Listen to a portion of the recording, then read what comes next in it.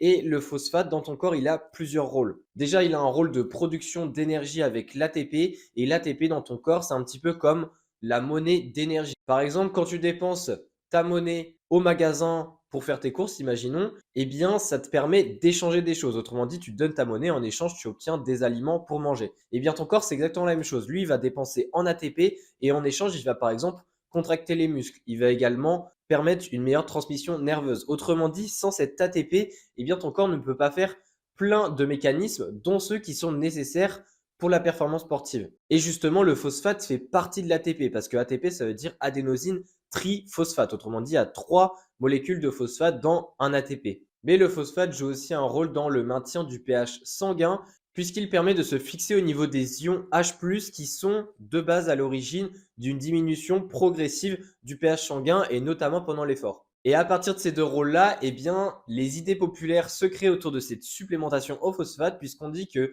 se supplémenter en phosphate va te permettre à la fois d'avoir plus d'énergie, puisque tu auras plus d'ATP de produit en théorie, et en plus de ça, eh bien, vu que ça va se fixer au niveau des ions H+, eh bien, ça va te permettre de durer plus longtemps dans l'effort, puisque ton acidité va augmenter plus progressivement. Et donc, c'est principalement une supplémentation qui va parler aux sportifs d'endurance.